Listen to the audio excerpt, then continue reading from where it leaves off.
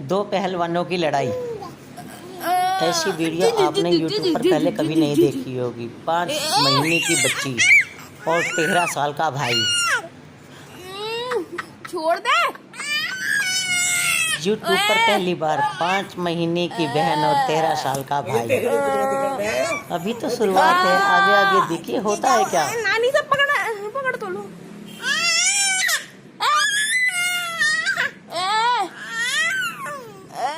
तेरे से कोई डरता वरता नहीं समझती।